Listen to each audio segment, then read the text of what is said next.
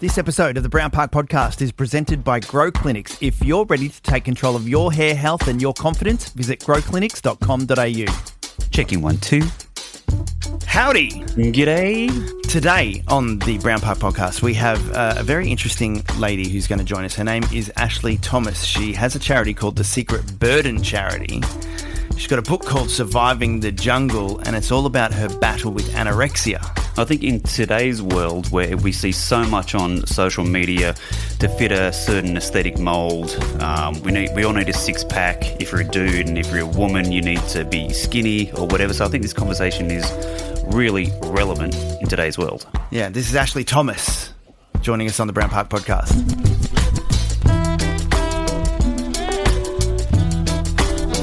The Brown Park Podcast.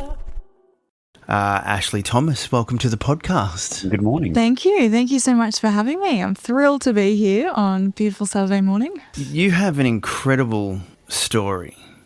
I first learnt about you by you coming into the radio studio where I worked, and somebody said, you've got to hear this girl's story. It's phenomenal. For those that don't know your story, you have, I don't know whether you want to use the word battled or whether you've survived or whether you've fought or anorexia. And we are both fathers of daughters, both going into their teenage years.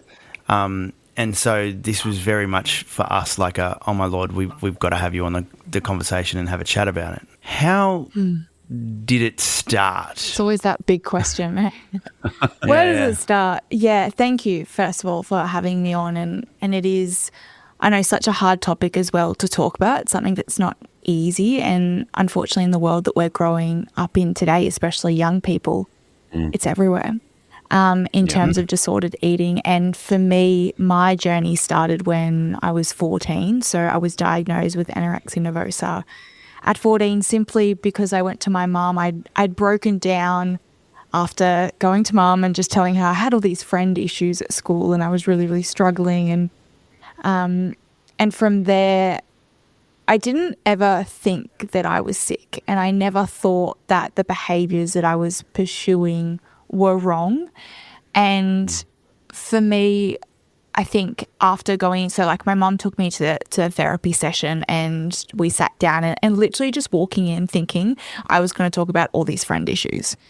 Little did we know going into it, mum just came out with all these behavioural changes and shifts that she had been witnessing and not understanding why I had been changing, and simple things that, you know, we label as normal teenage behaviour these days. You know, I was withdrawing from school.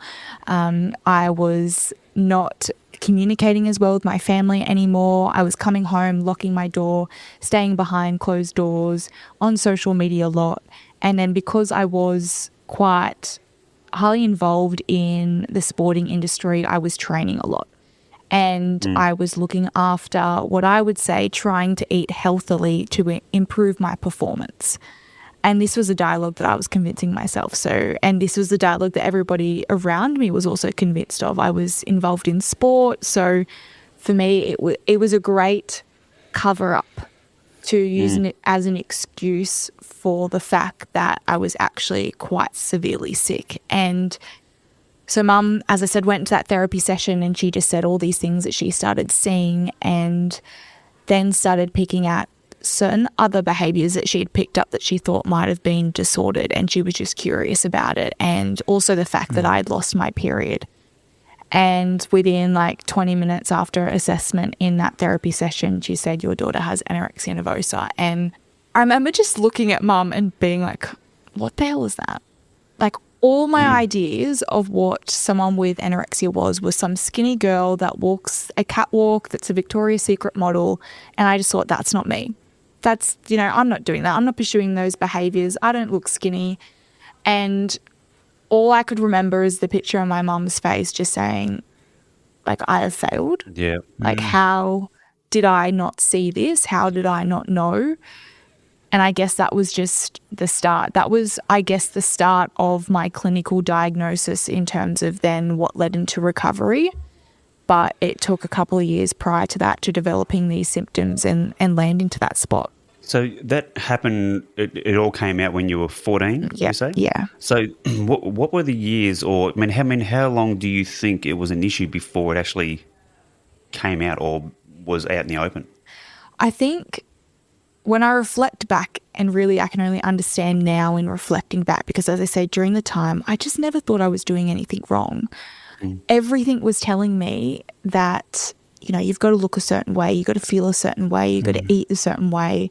And everywhere, whether it was at school and you were told, and blessed to education department, but we were told that we were an obese nation and that we need to focus on what we're putting in our bodies and and how we're expending our energy. And so as a young, vulnerable child, I thought that in order to follow these guidelines, I can then be the best. I can be that 1%er in my sporting industry. So my food rules honestly developed from the Australian Healthy Guidelines. And that's to say that that's not bad. That is definitely a great recommendation. But there's no counter conversation around the fact that this could be dangerous for a young person that does not have a developed brain. And so for me, that was like a starter. That was one thing that really encouraged me to start looking at the way I ate. And then from there were little things that happened. Social media started to be introduced. So all of a sudden, social comparison came in, and I'd never viewed my body differently, until social media. I didn't think much of myself. So I wasn't a confident young person. I didn't have high self-esteem. But when social media was introduced, all of a sudden my body became an issue. And that's when I started to think, okay, I need to change the way that I look. And in order to do that, social media was obviously already giving me answers as well, saying, in order to look a certain way, this is what you do. These are the foods you have to eat. And so I followed that to the T. And so I'd say probably about 2-3 years prior to my diagnosis, there were just small symptoms that started to be introduced that I am now aware of that are symptoms of an eating disorder. And they slowly just became more and more extreme. The more that I felt like I was alone, I felt like I was not valued, I felt like I didn't fit in. They all of a sudden became coping mechanisms that I kept turning to in order to feel safe, in order to feel secure, in order to feel like I was worthy.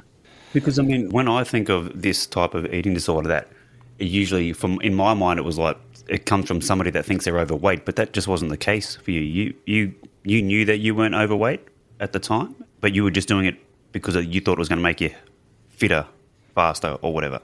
There was definitely, when social media was introduced, this idea that my body is not skinny enough. Never as such around, like in my situation, it was never really about weight as such or numbers. Some people, that's massive for them. But for me, it was what I looked like in the mirror. And I didn't look like these performance-based athletes. I didn't look like my friends that were posing in the bikini to myself. So other people may have seen it, but I didn't see it.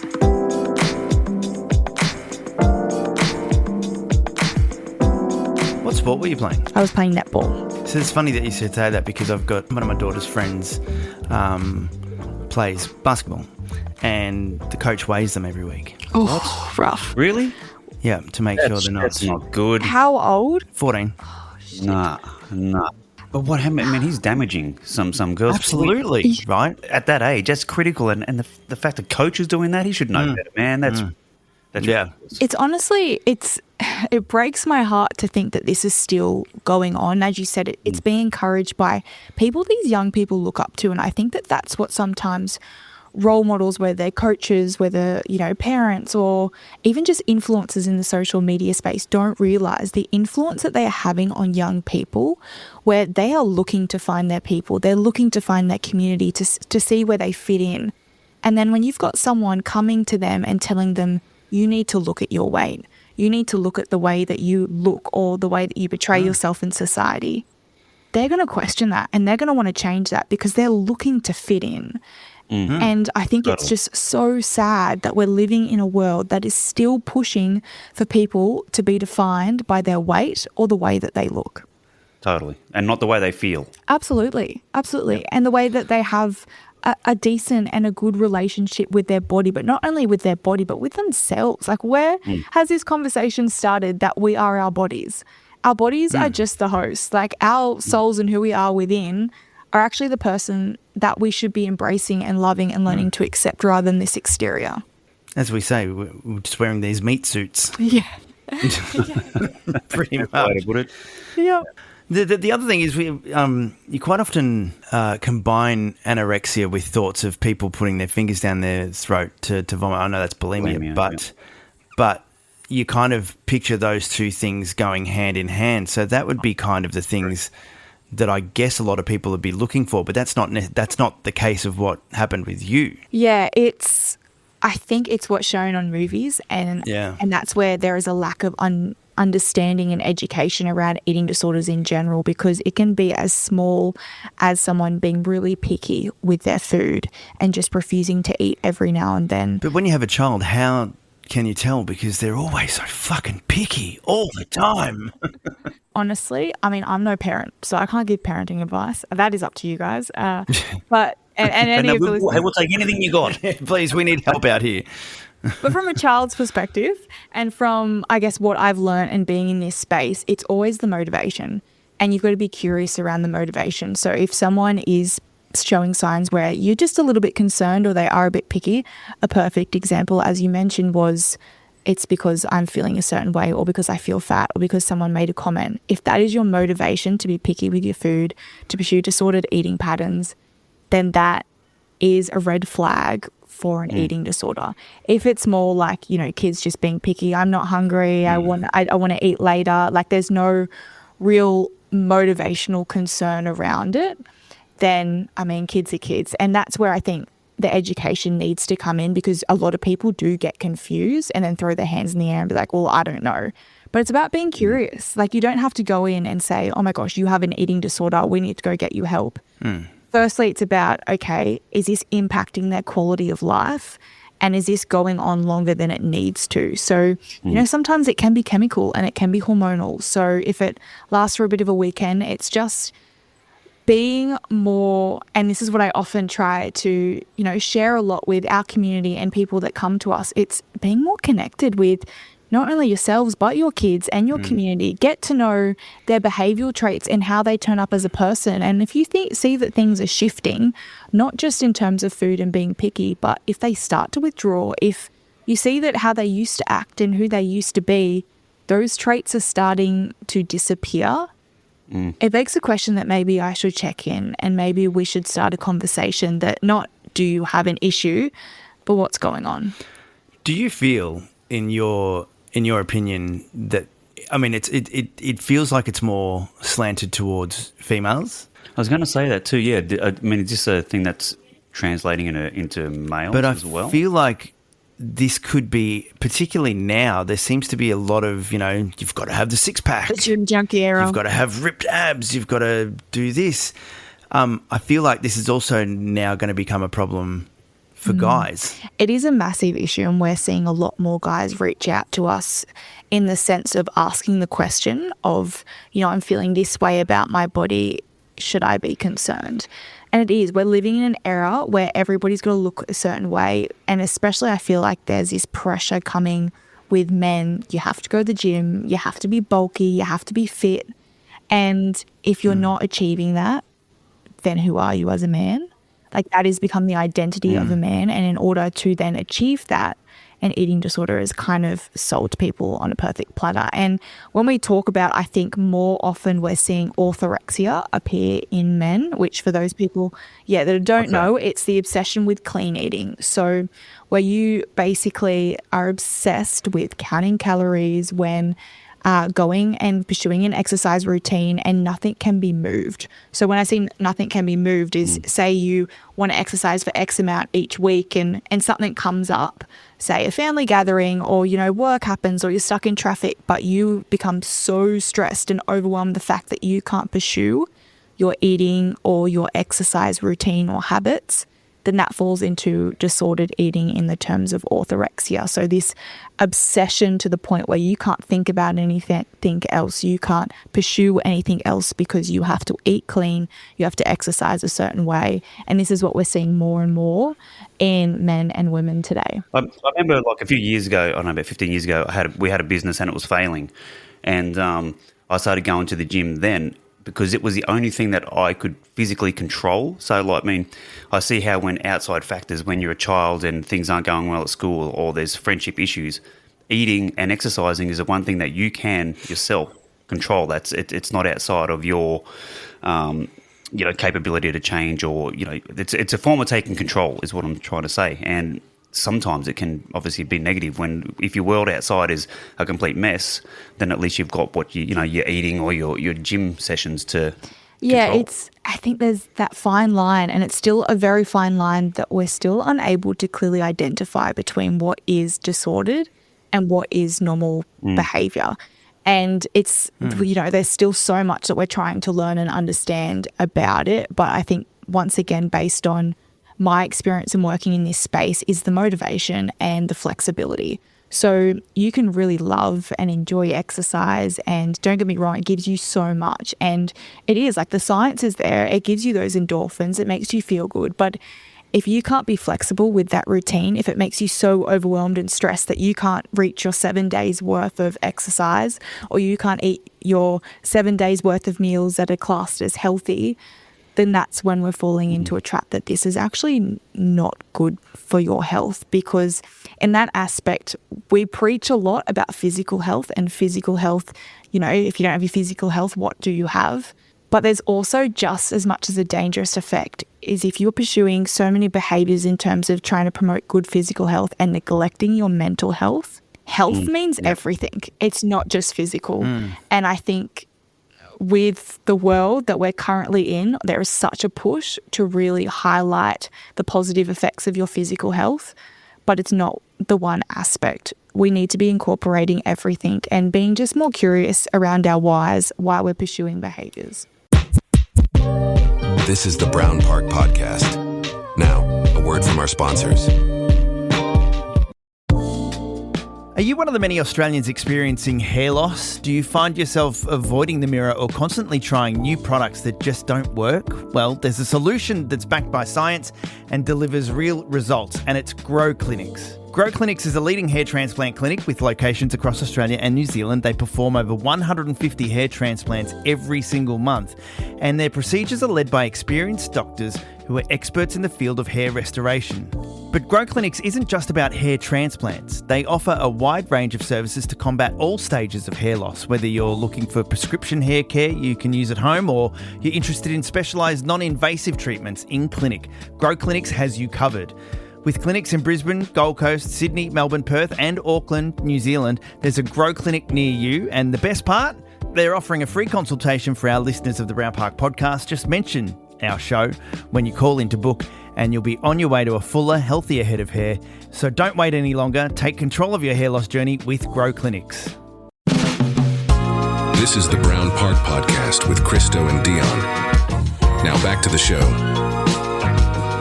What was rock bottom for you? Oh, I think there were certain moments. I have two. One when I was in hospital and I was admitted after like 22 weeks of being at home, and we were doing a therapy at the time called family-based therapy, and it just wasn't working. Our family dynamic just couldn't make it work, and I was just losing about 2 to 3 kilos a week. What is family-based therapy? What does that look like? So basically, family-based therapy when you're diagnosed and you're under a certain age. So for me, I was 14, 15 at the time. And what are you now, sorry? I'm 23. Okay, cool. So family-based therapy is when your whole family is involved in your recovery and meal plan. So for me, I had 2 brothers. So it was my 2 brothers, my mum and my dad. And whilst it is the only really recommended therapy for someone of that age, it didn't work for me because there were too many voices, too many opinions, and a lot of my family, as much as I loved them all at that time, we just weren't educated on it. So we were, and also like our therapist wasn't educated on it. So we were getting given poor advice. We were then also implementing a program that was not based on something that we were well aware of. We didn't know what was working. So it didn't work. Isn't it funny how far the therapy space has come in the last decade, though? Right. Sorry, I didn't mean to derail you then, but I'm just thinking that, same with mental health and what we know about ADHD and autism and all these other things, the last decade has been phenomenal as far as that goes. Anyway, sorry, as you were. Oh, every time you mention something, I'm like, I could go on that trail and I could go on that. Yeah. We'll stick to what I was saying. We're Yep. family-based therapy. Is that what we want? Family-based Okay, therapy, cool. yeah. Sorry. No, that's all right. So unfortunately it did not work for me, and there was 22 weeks at home where it was just hell for my family and myself. Was that because you wouldn't listen to me? I know my daughter, doesn't want to listen to me. I mean, like there's that form of, if you're telling me this, you don't know everything. I know everything at 13. I wonder where she gets that from. Shut up. Was it because it was family that you didn't either A, take it seriously, or B, you thought you knew better than them? I think with what I was going through, there was one, I didn't think I was sick, so I didn't think I needed to recover. So there was no motivation for me to get better. And the second thing was there were way too many different personalities. So I needed one person to take control and one person to be the non-negotiator, to take full control of my recovery. And when I had mum's opinion, then I had dad's opinion, then they were conflicting each other's opinion. And then my brothers would come in, and everyone was emotional, and we all didn't know. We didn't have a structure. It was like chaos every day. And you had to do this 7 times a day. So, one meal would roll into the other, and it was traumatizing. It was one of those things where, like, no family should have to go through what we went through during that time. 22 weeks, though. 22 weeks, yeah. Jesus Christ. You weren't at school. Obviously you weren't at school. I mean, how old were you when this happened? So I was still 14, and I was I was at the start of year 10, and I had to just take myself out of school for that time. It's a whole different scenario with the medical system, unfortunately, and I'm not here to dish the system, but they really do lack the appropriate care for someone with an eating disorder. At the time, we were living on the border of Queensland and New South Wales, and we couldn't get any help any earlier because we were too far north to get any resources in New South Wales, and we weren't in Queensland to access any Queensland help. So where were you, like Tweed Heads or something? Yeah. And my regional area didn't have any resources for people with eating disorders, and we weren't financially better off to go pay for these, 15,000 treatments for 1 week that there's still no guarantee. So I remember my parents at the time were looking at sending me to Sweden just to cut half of my brain off, because they were just at that point where we were stuck. I mean, you had your wits' end. You go to your medical, you go to your hospitals and your medical industry to get help. And at that time, we went multiple times, and I was taken in an ambulance multiple times. And, you rock up and all they say is, I'm sorry, we can't help you. Like, you have to go home. Well, because it's not a broken leg. They can't see the injury. No. And they don't understand it themselves. So they're like, get over it, go home, have something to eat. Eat something, yeah. Yeah. And so it was this constant of 22 weeks of just in and out of emergency services and just feeling like we were going nowhere. And at the end of the day, like, I was still losing weight.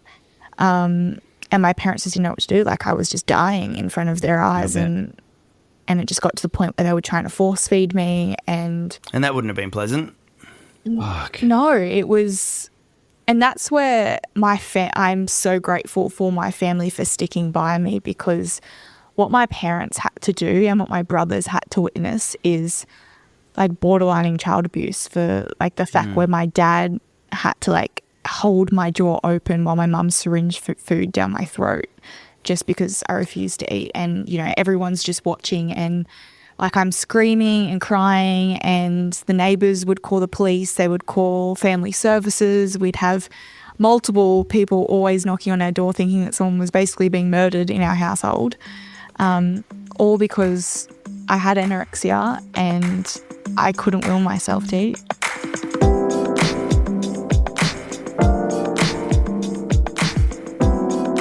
Was there any food you actually enjoyed, or you just didn't like anything at that particular point in time? I think I ended up losing my taste and my smell. So for me, food became a chore. But I think when you're that mentally ill, and that's where the conversation starts, this is a mental illness. It's not, it's beyond the food at this point. It's beyond, recovery or getting better. It's you are mentally impaired and you've lost so much weight that you can't cognitively reason. So there's no way that I'm going to be able to enjoy this food until I reach a certain weight that I can actually rationalize. Well, I mean, your brain needs protein. I mean, it needs all these nutrients to function properly. And if you're not getting that, then obviously you're mentally not going to make any good decision either. No. And I think that's where, people have this stigma and this idea that, just eat it. Just, put the food in front of you and eat it. It's such a normal behavior. But it's not. It's not when you have a mental illness. That's the same. Like, had my battle with depression and people would go, well, just don't be sad. And it's like, okay, fuck, why didn't I think of that? Great. Yeah, sure. I don't want to be sad. So I'm not, I've now cured myself of depression. Thanks very much. Very useful comment, greatly appreciated. Thank you. That would be like telling someone with anorexia to watch My Kitchen Rules or something. Like, oh, don't worry. I've been into a GP's appointment and I had to go in and tell him that I was diagnosed with anorexia, like a family GP. And I went home after that session and he just said to me, just go home and just eat a cheesecake. It's fine. You'll get over it. Have a cheesecake or go have popcorn because it's the easier option. It'll digest well. Really? So what does your body do to you when you get down to that weight? Like, what are some of the side effects? Are you going to the toilet? I mean, I'm going to ask one of the questions. Do you still go to the toilet? If you're not eating, there's nothing coming out, right? No, it's awful. Yeah. It's awful. It's honestly constipation. If anyone, everyone at some point. Oh, I went through that recently. I was in hospital a little while back and drugs and I've never had it before. But my God, never do I want it again. Absolutely awful. Horrible. Your skin dries. You obviously, as I mentioned, you cannot go to the toilet. So I was taking supplements to try and help me go to the toilet, as well as enemas nearly freaking every day. And they're just uncomfortable as it is, let alone like someone being down there. Yeah, I had a couple. Not pleasant, yeah. no. So you get really dry skin. The hair on your skin increases a lot and you become really cold. So like walking through the cold section of the grocery store, I couldn't because it'd literally feel painful to walk through cold sections of stores. I'd lose my hair. I lost a lot of my hair and it got really, really patchy. I'd become quite gaunt and like yellow looking as well because the body essentially it's shutting down. So it's trying to save energy. Yeah. So it'll get rid of all those systems that are not necessary as such in terms of like priority list in order to reserve its main functions, which is like heart, breathing, but small things like I really struggled to start breathing and my blood pressure became like really low. Saliva was lost. All the little things that you really take for granted that, man, now I appreciate so much. And the number one thing, as you mentioned, going to the toilet, such a gift now. I bless Isn't it? I remember when I went through it and I didn't need an enema or whatever to go. I'm like, oh, this is good. It was a. You're the only person that relief. skips to the toilet going, yes, I'm on, see you later. Yeah, I sing now when I leave. So you did the home-based therapy, which didn't work. Then what was next? Then, thankfully, my parents got a phone call from, it's not called Lady Salento anymore, but I think it's Brisbane Children's Hospital, but they had a respite opportunity up there and it was just going to be for a weekend. So we got given the call and we just jumped at it. And my parents convinced me I was going to a yoga retreat, so I was happily jumping into the car. Little did I know when I rocked up into the hospital smelling car park that I was entering Children's Hospital. And when I was up there, as I said, it was sold to me that I was going to a respite and even the nurses were under that impression, but I ended up staying there for 3 months. And what was that like? Oh, it gives you perspective for sure. I stayed in a children's mental health ward. Yep. And I was the only one in that ward with an eating disorder. But you know what? Like, it was probably the first time that I learnt to really embrace my weirdness and my difference. And even though I was mentally ill, embrace that I felt, you know what? it felt like, I don't know if you guys have ever seen like movies where kids that have like special superpowers go into a certain academy and they're in that academy and they're all weird and different, but they have these superpowers and they're all just there for each other. Yep. Yeah. I was in a ward that was so scary. My parents weren't allowed to stay with me. I was on my own. I remember I was in Ward 13. The whole place was dark. You were monitored by nurses. The gates were locked. Everything was like security guards would walk around. It felt like prison. And we were all there and just, we felt like we were just messed up. Like we all just had these dark demons in our wardrobe, and other people were there for different things, whether it was like ADHD or it was a neurodivergence. But for some reason, you didn't have to say anything to anyone in that ward, but you all just got each other. You all just got the fact that, you know, where some of the kids in there were 6 and 7 or 8, but you were there, you didn't have family there. You all came and expressed yourselves in your weird and quite ugly ways, but you had each other. It was a community in a weird, messed up way. It was a way where you just felt safe to be you, even though that you were quite mentally ill. And in the sense of, it gave you perspective. Like there were some kids there that on a Friday night, and it still gets to me because I just think the power of family and support is second to none, because there are some people and some kids out there that, like, this one little girl was dropped off on a Friday night by her mum, and then her mum was like never returned.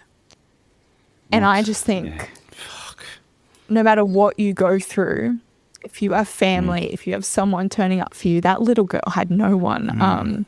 Her mum never came back, and who knows where she ended up now, what path she ended up taking. But to be in a position where, I'm quite sick and I've been through such a long journey. I had my mum turn up for me every day at 9 a.m. and clock out when she was told to clock out. And that, to me, that's what made, I think, me hold on and then choose to decide recovery, because I thought, like, if I don't want to do this for myself, the least thing that I can do is for my mum that's sacrificing everything just to be here when there's people out there that don't even have a mum that care about them. Yeah. You got me.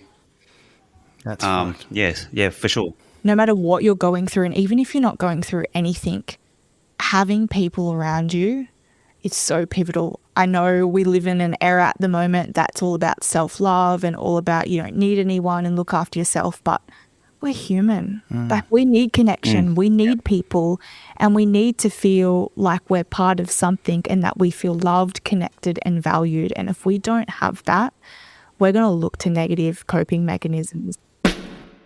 This is the Brown Park Podcast. Real fellas.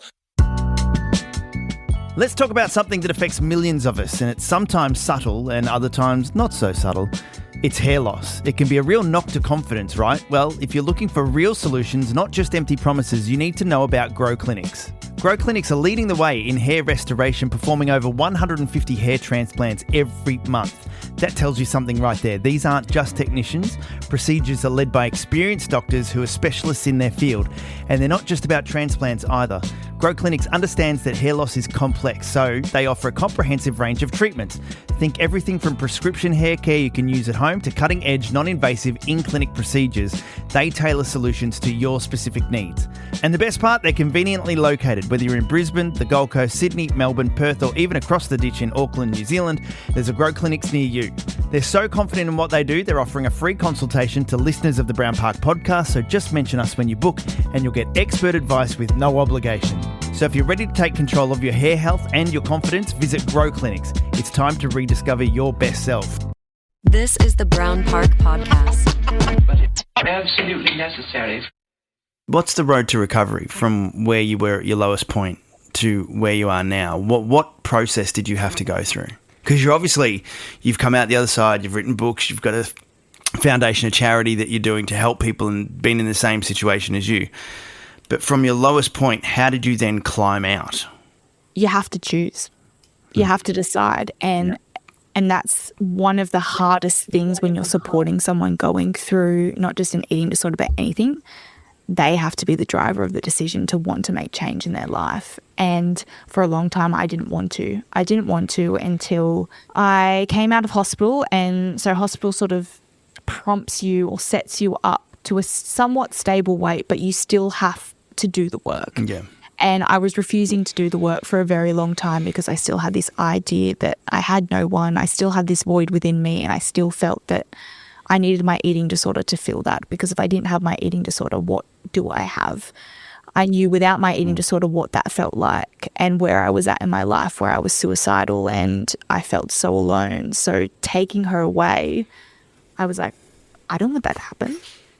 But there came a point where my mum laid out to me, we were just back and forth with recovery, and mum just made the decision. She's like, okay, if you want to die, let's just make a bucket list, because I can't do this anymore. We want to go out and we want to live our lives. And at the moment, you going on this merry-go-round of recovery, it's not helping anyone. Everyone's just wasting their time. Everybody's trying for you, but you're not willing to try yourself.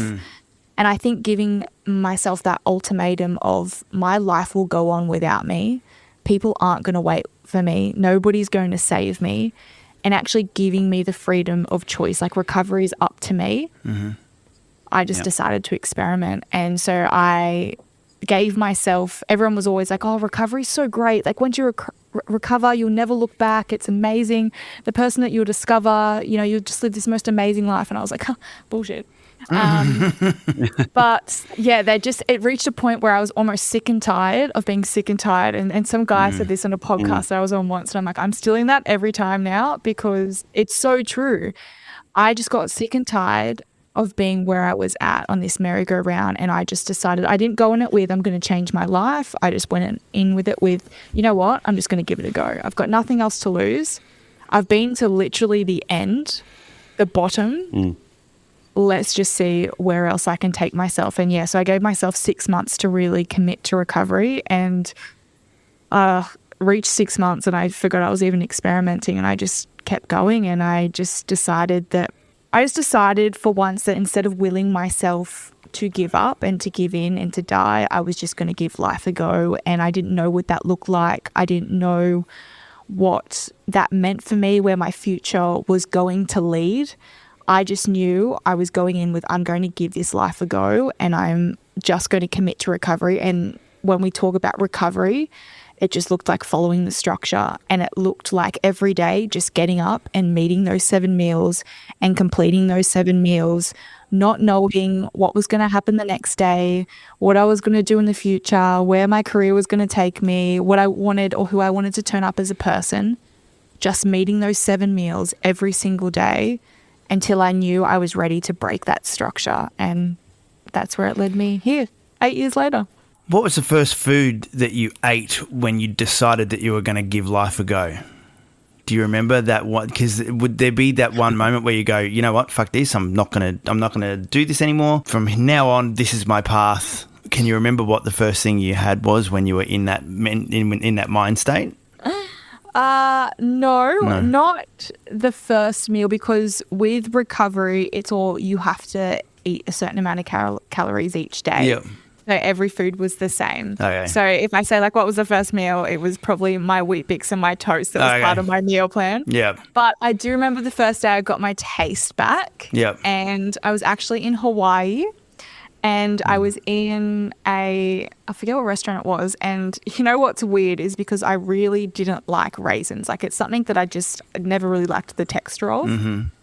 And I only remember this so pivotally because my family and I were in Hawaii and I'd order a dish. And I remember getting my taste buds back because there were raisins in it. And I just remember this explosion of flavor coming through. And I think for me that changed my mind's, like helped my mindset in the sense that I could now taste food. So no longer was it a chore as such. I was turning up and just having to put stuff into my mouth, you know, it became quite mundane. Now it was, okay, this is kind of cool. Like food actually has some sort of sauciness to it and some explosion and texture. And that's when it did become a little bit easier. Do you still hate raisins? Yes.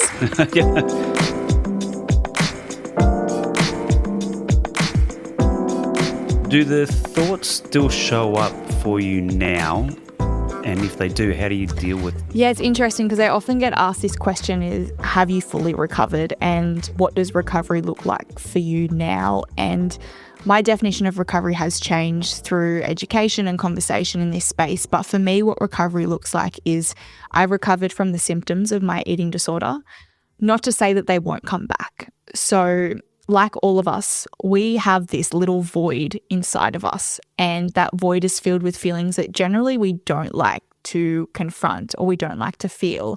And if we want to fill it, we normally have a little toolbox of negative stuff. I'll say stuff, but, it could be anything. We normally have a negative toolbox that we can jump into to plug that. And so my eating disorder is at the forefront of that toolbox. So if I go through something that might be triggering or traumatic, that eating disorder will come out of that negative toolbox and it'll be like, all right, I have an option for you. Here's an option. If you want to choose me, I'm here. I can fill it. But for me, part of recovery is learning to pull from the positive toolbox, and it's learning to put things in that positive toolbox so that when you have, because everybody has it, you have those temptations of positive and negative come up, you just have to be strong enough to choose from your positive toolbox rather than your negative one. So it's not to say it's not going to come back, but I've recovered now from my symptoms of my eating disorder. But I still have to learn to manage my personality. And that is not a defining factor, but sometimes a contributing factor to an eating disorder. So I was a perfectionist, someone that wanted to follow everything to the T, someone that had to be the 1%er.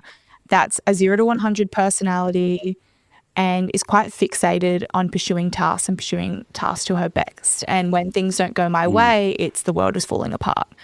So in terms of recovery, I still have to manage that personality, because that personality can still send me really, really high in the extreme and really, really low. And when those really, really lows come in, I have to navigate those toolboxes. So that's how I define recovery. It could be different for everyone, but for me, that's how my system works. And that's how I'm able to avoid picking from that negative toolbox where that eating disorder sits. Just quickly, how common do you think this is from all the work that you've been doing with your charity, which is called the Secret Burden Charity? How common is it? And is it spoken about enough? I'll just give you a little quick insight. I'm not good at doing quick things, but I'll be as quick as I can. How common is it? We are a small charity, but each week I get about 113 messages of people being curious about whether or not they have disordered eating. Jesus. And that's 100 plus people that are not diagnosed, people that think that they are displaying symptoms and just want to learn more.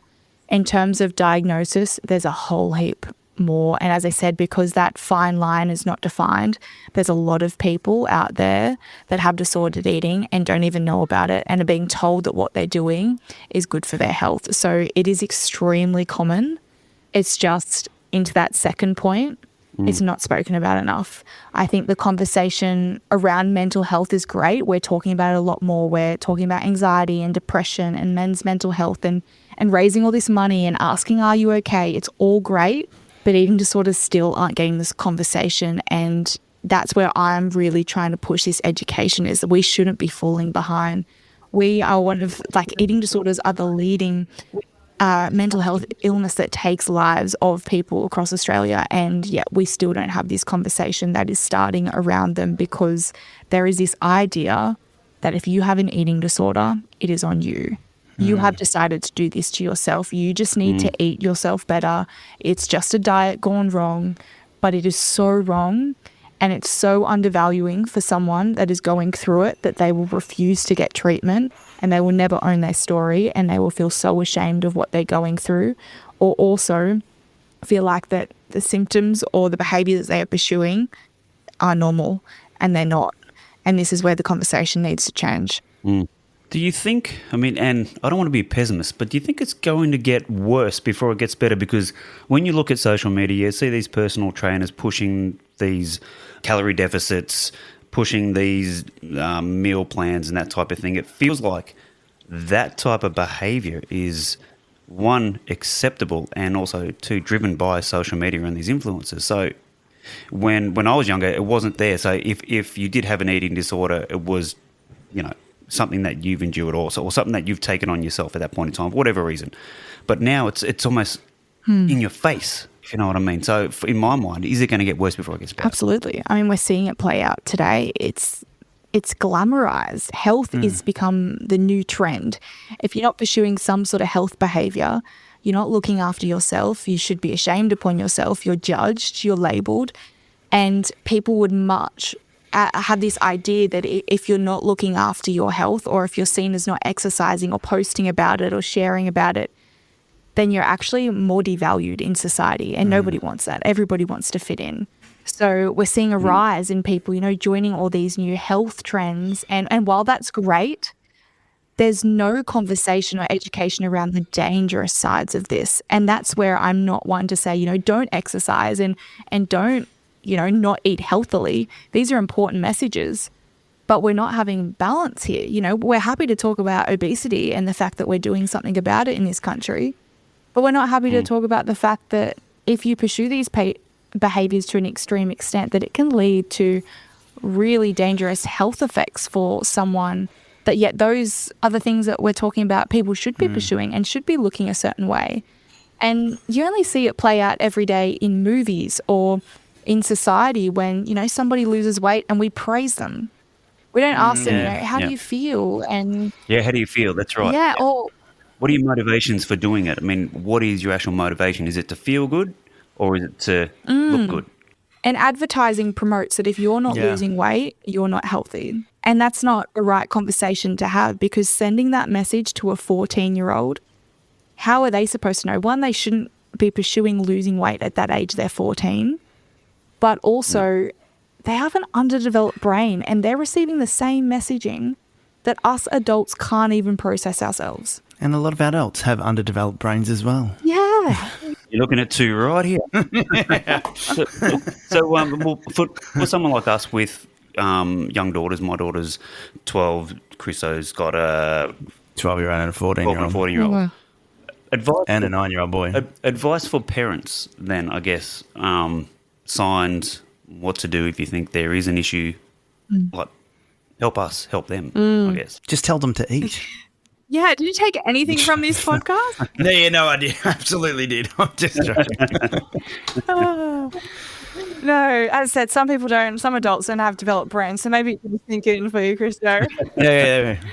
No, I think it's pivotal, firstly, is we're living in a society that tells us to do more, be busy. There's normally 2 parents in the household that are now both working full time. We're doing 100 things 24/7. Be more present. I think that is the first thing, that if parents are like, I don't know what to do, be more present. Get to know your kids. Don't just ship them off to sport and, get friends to pick them up. And yes, I understand convenience. And as I said, I'm not a parent myself, so I can't give parenting advice. I don't know how hard it can be to that extent. But if we really want to prevent things like this, we need to get to know our kids and we need to be spending more time with them, understanding them and seeing that, as I mentioned, if you know your child and you know their personality, you know the way that they have been since they were a really young age, if you start to see shifts, so behavioural changes that are out of character for them, then I would start being a bit more curious around, okay, I need to just be monitoring this a little bit more. So if they start to withdraw a bit, or if they start to not being as happy as well, you just see and of course we've got to take into hormonal factors, but if this is not just becoming a monthly thing, or if this is not just becoming, certain environments, if this is ongoing, closed doors, a lot of time on social media, withdrawing from friends, things that they would normally be involved with, but they're no longer being involved with, I just start being curious. And what I say generally to parents is, don't come from a place of, I see this and something's up, we need to have a conversation, what's wrong with you? That attacking from myself and my own experience does not help. I'll shut my parents. I'll withdraw. Coming from a place, and even I know parents love doing this and I love my parents, but the advice giving, there's a time and place for it. And as much as I know you love to share your wisdom, and one day we will appreciate it, potentially when you're 23, I can only say I really appreciate it now when I'm adulting myself. But at that age, starting the conversation from the fact of indirectly asking. So not so directly. When I talk about directly, it's like, what's going on? I've seen this happening. What's up with you? This has changed. But indirectly going, hey, do you want to just like go for a walk? Or do you want to go to the playground? Allow the environment and the lifestyle that you're setting up to initiate that conversation. So then, okay, if and before we let you go, if a parent or someone that thinks they might have an eating disorder, where do you go? Where do you start? How do you initiate help? The first point of contact I would generally say is do your research and understand, because an educated view is a lot better than a view that's very confused. So I would reach out to services online. So the Butterfly Foundation does have, it's the Australia's like national eating disorder organisation. They have a lot of fact sheets, a lot of resources and information if you want to read something in your own time. So if you feel you're not up to talking to someone, but you're curious and you just want to understand a bit more about the symptoms, go to something like the Butterfly Foundation where you can just understand a bit more on your own accord. Otherwise, us at The Secret Burden, we're honestly always here just to hear or to listen. If you have a question or if you're not sure, like no question is off limits. Just, it's better to be sure than to be not. And I think it's so much better to get something like an eating disorder early, because the longer that you leave it, it's harder to get back from it. So as I said, go out and do your research, find avenues that you can learn more about it. And then from there, reach out, as I said, someone like us at The Secret Burden, the Butterfly Foundation. There's also places like Beyond Blue that have other resources as well that can really help out. And then from there, I would then contact your local GP in order to get a referral to someone that is an eating disorder practitioner, which is very important because there are so many people out there that are not qualified in giving treatment or advice in eating disorders, and can actually really undo and make it worse off for someone going through an eating disorder. So I can't stress it enough. Go to your general GP and ask for a referral, and then from that, make sure that you see someone that is qualified and specialised in treating people with eating disorders. Favourite food now? Ooh, you know what? This might be so random, but I love octopus. I did not expect that one. What were you expecting? I don't know, like some sort of pasta or something like that, but octopus I do like a risotto, but if I'm like a char grilled octopus is so good. Or one of those cookies that are like really big and they're like gooey and they like melt. Oh my gosh! Cookies. Yeah. Anybody can win me over with that. That's just a little. Or an octopus cookie. Can't say I've tried it. I might put on the one things I need to experiment before I die, and I'll let you know. No, I don't think you need to do that at all. Well, Ashlee Thomas, your charity is the Secret Burden Charity. Your book is Surviving the Jungle. Yep. It is out now. It's an incredible read about your journey over the past 9 years, 10 years, the first part of your life. Yeah, basically till every day dot till where I am today. So. Yeah. Thank you very much for giving us an hour of your time as well. And I like I said before, I think the information you've parted with today can really help people. So thank you very much. No, and thank you so much for starting this conversation. As I said, it's more conversations like this that we can really start to pave the way and create change in this space that really needs it right now. So thank you. For sure. Good one.